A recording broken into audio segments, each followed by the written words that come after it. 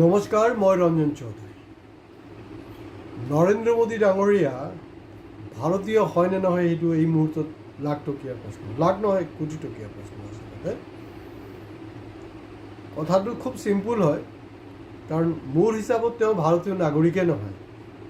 কাৰণ তেওঁ অকল যেতিয়া ইলেকশ্যন আহে তেতিয়া ভাৰতলৈ ঘূৰি আহে আৰু নিৰ্বাচনী প্ৰচাৰত থাকে কি আপকি বাৰ বিজেপি চৰকাৰ,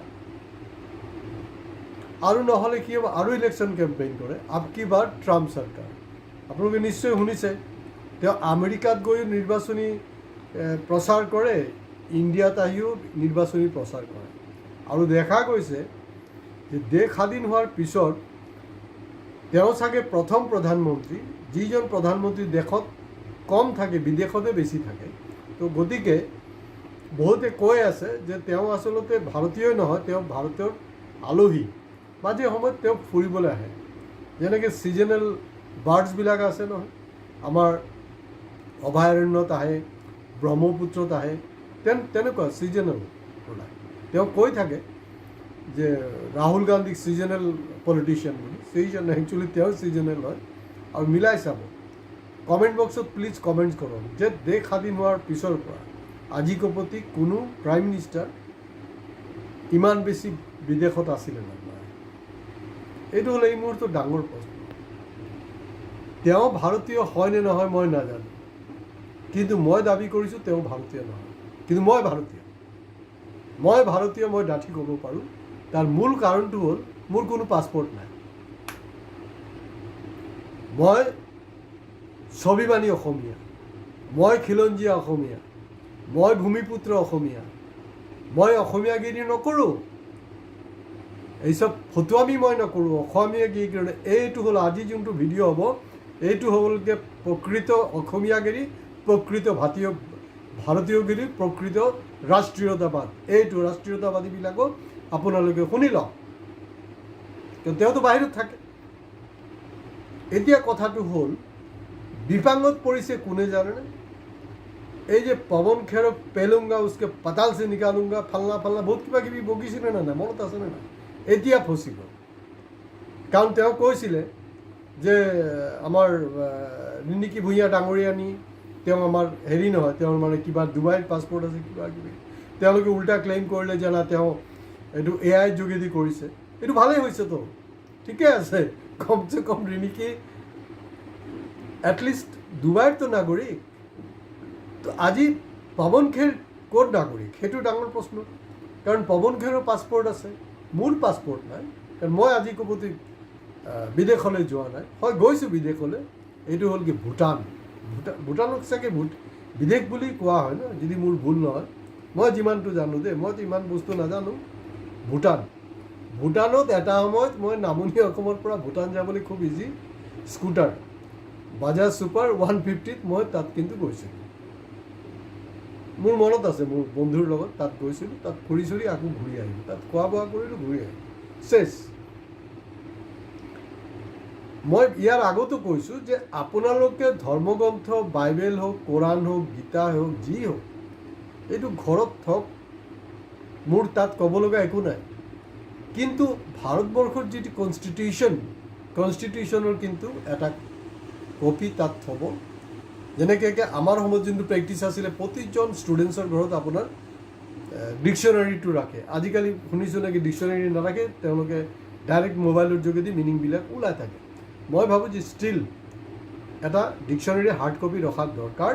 আৰু কনষ্টিটিউশ্যনখনো কিন্তু প্ৰতিখন ভাৰতীয়ৰ 144 কোটি ভাৰতীয়ৰ ঘৰত ৰখা উচিত। এতিয়া বিদেশ দপ্তৰৰ পৰা যি কথা বতৰাবিলাক ওলাই আছে নহয়, সেইটোতো মাৰাত্মক কথা। আৰু এই যে বাংলাদেশী বিদেশী কেইটা নাগৰিক আল বাল কিবা কিবি লৈ যে আপোনাৰ সমুজ্জলে বহুত কিবা কিবি বকি নাথাকে জানো? বেয়া নাপাব, মোৰ মুখেৰে কিছু কিন্তু মানে বেয়া শব্দ ওলাব পাৰে, মানে অসাংবিধানিক শব্দ ওলাব পাৰে। মই আপোনালোকক সংবিধানৰ কথা কৈ আছোঁ, কিন্তু উপায় নাই। সেই গোটেই খেলটো কিন্তু যেনেকৈ পৰমাত্মাৰ লগত মোদীৰ কানেকশ্যন নহয়, তেনেকৈ ঠিক জুবিন গাৰ্গৰ যি আত্মা আছে তাৰ লগত কিন্তু মোৰ ডাইৰেক্ট কানেকশ্যন আছে। তাৰমানে জুবিন গাৰ্গ থকা হ'লে তেওঁ এই চব বাক্যই হয়তো প্ৰয়োগ কৰি লয় সেইবিলাক অট'মেটিকলি ওলাই যায় মোৰ কৰিবলৈ উপায় নাই মই কণ্ট্ৰল কৰিব পৰা নাই উপায় নাই মই হেল্পলেছ যে আপোনালোকে পঢ়িব যে তাত কি লিখা আছে এতিয়া কি হ'ল NRC গিয়া ভাৰ মে তেল বেচনে কাৰণ NRCৰ প্ৰক্ৰিয়াটো যেতিয়া ষ্টাৰ্ট হৈছিলে তেতিয়াই মই এইটো ঘোৰ বিৰোধী আছিলোঁ মই কৈছোঁ যে সেইবিলাকৰ কোনো আচলতে মতলব নাইকিয়াৰ কাম সেইবিলাক ৰাজনৈতিক টুলছ এইবিলাক ফটুৱামি চলি আছে আৰু একজেক্টলি কি হ'ল যে এতিয়া যি কনক্লুশ্যন আহিছে সেইটোৱে হ'লগৈ এতিয়া এই সমুজ্জ্বলতে কৈ থাকে কি না আমি এখন শুদ্ধ নাগৰিক পঞ্জীয়ন অমুক তমুক কিবা কিবি মানে NRC লাগে কিহৰ শুদ্ধ হয় তহঁতি থাকোঁতে জিন্দগীত শুদ্ধ নহ'ব এনেকৈয়ে থাকি যাব এই যে পাছপৰ্টৰ ভেলুটো আজি কি হ'ল জানে নাই পাছপৰ্টৰ ভেলুটো হ'লগৈ এয়াৰলাইন্সৰ টিকেট নহয় এইটো বাছৰ টিকেটৰ নিচিনা এয়াৰলাইন্সৰ টিকেটৰতো তথাপি এটা ভেলু আছে আপুনি যেতিয়া পাছপৰ্টখন বনাওঁতেই আপোনাৰ কিন্তু মানে ৰাশি নক্ষত্ৰ ইত্যাদি ইত্যাদি যি আছে চব গোটেই মাল ওলাই লয় তাত গোটেই ডিটেইলছ থাকে এতিয়া ভিছা পোৱাৰ ক্ষেত্ৰত অসুবিধা হৈছেই কাৰণ যে ফৰেন যিবিলাক এম্বেচি আছে আপুনি ক'ৰবাত গ'ল যে আপোনাক যে মই ভিছা দিম কিহৰ ভিত্তিত দিম আপুনিতো ইণ্ডিয়ান চিটিজেনেই নহয় কিন্তু আমাৰ নিকি বাইদেউৰ কাৰণে কোনো প্ৰব্লেম নহ'ব খেৰ ডাঙৰীয়া মনত থ'ব তেওঁকতো আপুনি অলৰেডি ডুবাইৰ বাসিন্দা বনালে কি আছে কোনো প্ৰব্লেম নাই তেওঁ তাত গৈ থাকিব মামা ইয়াত থাকিব হয় চাকৰি সূত্ৰত পত্নী ক'ৰবাত থাকে পতি ক'ৰবাত থাকে এইটো কোনো ডাঙৰ কথা নহয় গতিকে এতিয়া কিন্তু আপুনি বিপাঙত পৰিব এতিয়া মোৰ ডাঙৰ প্ৰশ্নটো হ'ল যে মানে এনেকুৱা হৈছে যে মিনিষ্ট্ৰীয়ে এই মুহূৰ্তত কিমান ফৰেনাৰ্ছক ভাৰতীয় পাছপৰ্ট দিয়া হৈছে তাৰ সংখ্যাটো তেওঁলোকে ক'ব পৰা নাই ক'ব নোৱাৰে সেইটো কিন্তু দিয়া হৈছে পাছপৰ্টটো দেখোন হেৰিৰো আছিলে নীৰৱ মোদী আৰু কিবা কিবি পলোৱা নাছিলে যাওঁ না খাওঁগা না খানে দুংগা চব মোদীকেইটাই তো পলালে কেনেকৈ পলালে এইটো ভাৰতীয় পাছপৰ্ট যোগেদিহে পলাইছে তেওঁলোকে ভাৰতীয় হয় এতিয়া এই যে NRAৰ যিটো কথা মানে মোৰ এনেকুৱা এটা অনুভৱ হৈছে কাৰণ বিজেপিৰ কিন্তু প্ৰতিটা চাল ফৰেন মিনিষ্ট্ৰী বুলি একো কোনো কথা নাই চব তেওঁলোকে কণ্ট্ৰল কৰি থাকে তেওঁলোকৰ চালটো হ'ল যদি মোৰ ভুল নহয় এই কথাবিলাক কোনো কোৱা নাই ষ্টেট লেভেলটো বাদেই দিয়ক ষ্টেট লেভেলটো সেইবিলাক ডিছকাশ্যন মানে ফটুৱামি কৰি আছে কোনো ষ্টেণ্ডাৰ্ড কোনো কথা বতৰাই নাই নেশ্যনেল লেভেলতো নাই মোৰ এনেকুৱা এটা ধাৰণা হৈছে যে 2027 চনত কিন্তু আপোনাৰ পাঞ্জাৱত ইলেকশ্যন আছে সেই ইলেকশ্যনত কিন্তু পাছপৰ্টটো এটা ডাঙৰ ইছ্যু হ'ব কাৰণ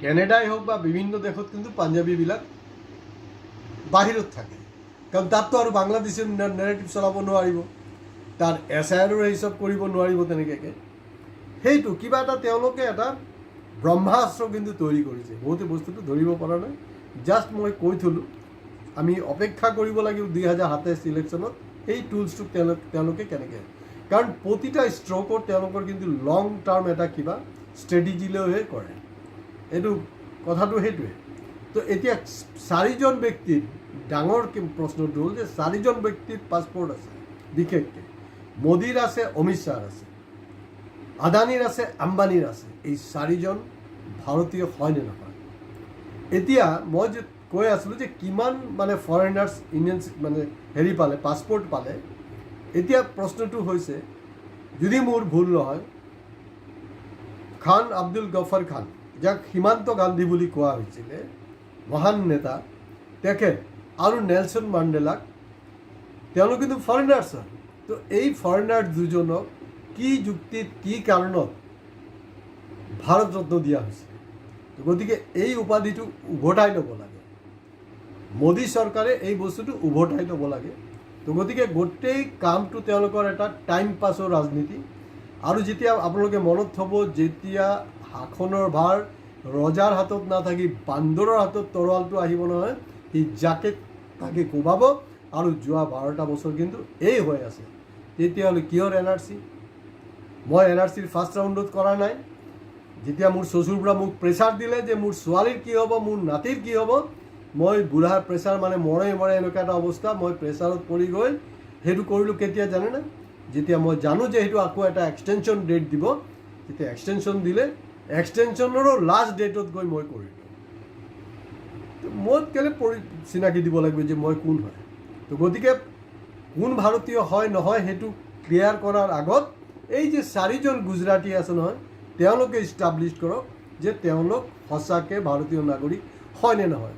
ভিডিঅ' প্লিজ শ্বেয়াৰ কৰিব, লাইক কৰিব, কমেণ্টছ কৰিব আৰু ছাবস্ক্ৰাইব কৰিবলৈ আপোনালোকে নাপাহৰিব। নমস্কাৰ।